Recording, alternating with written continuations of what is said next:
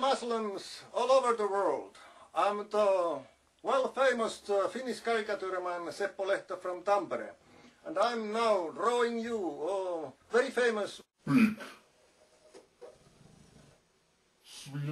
caricature like this. As you know.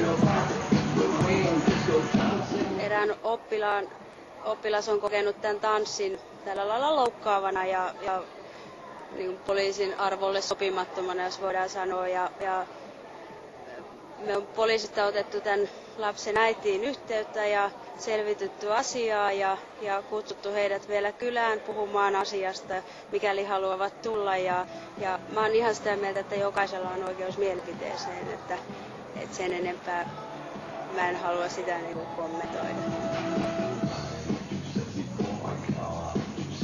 Mutta koettiin, että siihen ei ollut aihetta kuitenkaan ihan. No, tässä meidän poliisitanssijat esiintyy poliisin virkavaatteessa, he on konstaapeleita. Mun mielestä se täyttää kaikki säädöllisyyden rajat ja on mukavaa viihdettä. Me halutaan antaa poliisista positiivinen julkisuuskuva.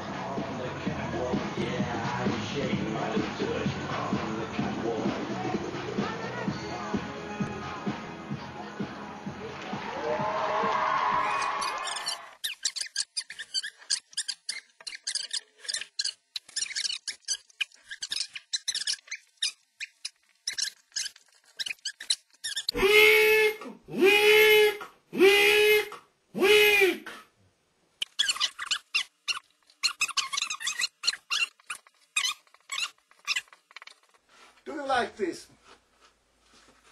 I release this for you. Do you like this? We Finns like you Muslims who terrorize our system, our laws, and our society. Like the other so-called huippuosaajat. Have a nice day. Keskusrikospoliisi tutkii, onko valtion ylimpään johtoon kohdistunut kunnianloukkausrikoksia internetissä. Epäiltynä on tamperelainen yksityishenkilö. Pääministeri Matti Vanhasen mielestä jutun selvittäminen on tarpeen, jotta internetin loukkaaville kirjoituksille ja kuville löytyy jokin raja.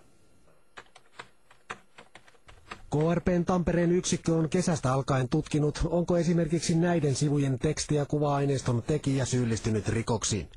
Epäilyt rikosnimikkeet ovat törkeä kunnianloukkaus ja kiihottaminen kansanryhmää vastaan. Kohteena ovat olleet lähes kaikki Suomen huippupoliitikot ja vähemmistöt.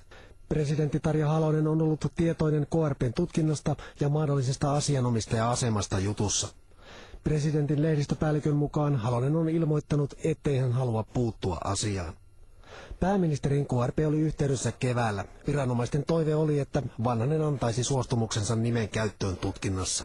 Täällä on yleisempää merkitystä, ei niinkään henkilöni liittyvää ja olen kertonut, että olen siihen valmis, mutta teen ikään kuin oman lopullisen lupani ja annan vasta sitten, kun näen todella siitä, että mistä on kyse. Eli sen jälkeen, kun esitutkinta on valmistunut? No joo, kyllä. Toisin sanoen pääministeri saattaa viedä mahdollisen kunnianloukkausjutun asianomistajana oikeuteen asti.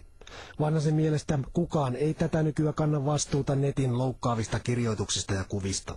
Tietysti ehkä ajatuksena on myös, että haettaisiin yksi keissi, joka katsottaisiin loppuun, että missä kulkee se raja, mitä ei pitäisi ulottaa, ylittää. Jos sen ylittää, niin siitä tulee sitten edesvastuu. Keskusrikospoliisi on tehnyt jutussa oikeusapupyynnön tiettävästi Yhdysvaltoihin.